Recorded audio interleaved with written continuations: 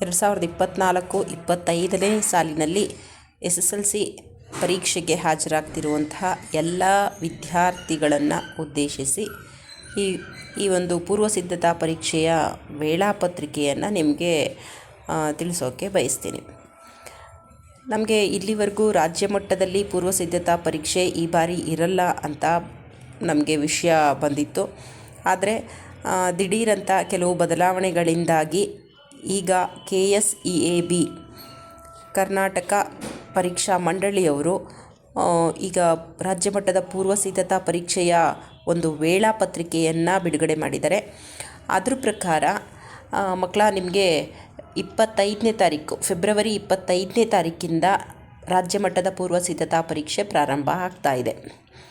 ಅಂದರೆ ನಿಮಗೆ ಈಗಾಗಲೇ ಮನವರಿಕೆ ಆಗಿಬಿಡಬೇಕು, ಇನ್ನೇನು ಪರೀಕ್ಷೆ ಬಹಳ ಹತ್ತಿರ ಬಂತು, ವಾರ್ಷಿಕ ಪರೀಕ್ಷೆ ಬಹಳ ಹತ್ತಿರ ಬಂತು, ನಮ್ಮ ಸಿದ್ಧತೆ ಎಷ್ಟರ ಮಟ್ಟಿಗೆ ಆಗಿದೆ, ನಾವು ಎಷ್ಟು ಸಿದ್ಧತೆಯನ್ನು ಮಾಡ್ಕೋಬೇಕಾಗಿತ್ತು, ಎಷ್ಟು ಮಾಡಿಕೊಂಡಿಲ್ಲ, ಎಷ್ಟು ಕೊರತೆ ಇದೆ ಅನ್ನೋದನ್ನೆಲ್ಲವನ್ನು ನಿಮಗೆ ತಿಳಿಸ್ಕೊಡುವಂತಹ ಒಂದು ಪೂರ್ವ ಸಿದ್ಧತಾ ಪರೀಕ್ಷೆ ಇದಾಗಿರುತ್ತೆ. ಮಂಗಳವಾರ 25 ಫೆಬ್ರವರಿ ಕನ್ನಡ ಪರೀಕ್ಷೆ ಇರುತ್ತೆ. ಅದು ಬೆಳಿಗ್ಗೆ 10 ಗಂಟೆಯಿಂದ ಮಧ್ಯಾಹ್ನ 1:15 ನಿಮಗೆಲ್ಲ ಗೊತ್ತಿದೆ, ಕನ್ನಡ ಪರೀಕ್ಷೆ 100 ಅಂಕಗಳಿಗೆ ನಡೀತಿದೆ.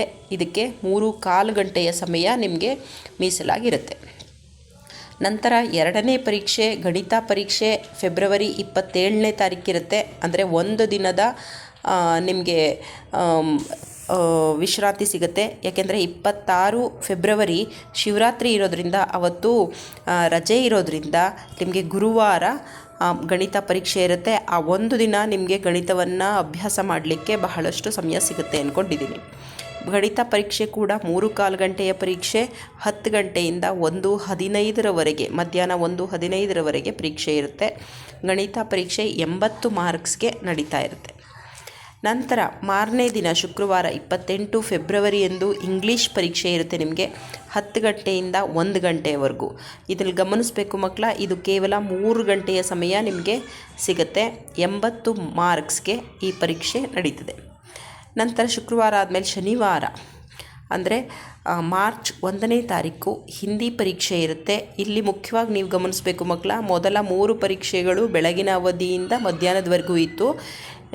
PUC ಪರೀಕ್ಷೆಗಳು ಬಂದಿರೋದ್ರಿಂದ ಸಮಯದ ಹೊಂದಾಣಿಕೆ ಮಾಡಿ ಪರಿಷ್ಕೃತ ವೇಳಾಪತ್ರಿಕೆಯ ಪ್ರಕಾರ ಶನಿವಾರ ಹಿಂದಿ ಮಧ್ಯಾಹ್ನ ಇರುತ್ತೆ. ಮಧ್ಯಾಹ್ನ 2 ಗಂಟೆಯಿಂದ 5 ಗಂಟೆವರೆಗೂ 3 ಗಂಟೆಯ ಸಮಯ ಇರುತ್ತೆ. 80 ಅಂಕದ ಪರೀಕ್ಷೆ ಇದು.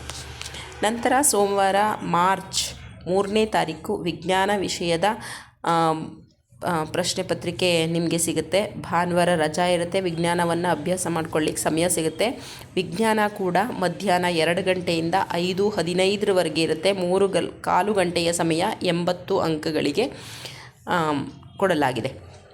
ನಂತರ ಮಾರನೇ ದಿನ ಮಂಗಳವಾರ 4 ಮಾರ್ಚ್ರಂದು ಸಮಾಜ ವಿಜ್ಞಾನ ಇರುತ್ತೆ. ಇದು ಕೂಡ ಮಧ್ಯಾಹ್ನ 2 ಗಂಟೆಯಿಂದ 5:15 3:15 ಗಂಟೆಯ ಸಮಯ 80 ಅಂಕಗಳ ಪರೀಕ್ಷೆ ನಡೀತದೆ.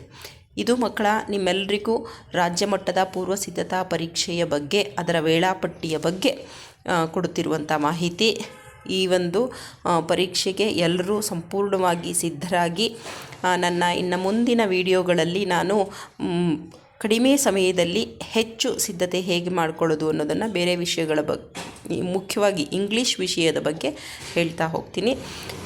ಈ ವಿಡಿಯೋದಲ್ಲಿ ಇಷ್ಟು ಸಾಕು. ಧನ್ಯವಾದಗಳು.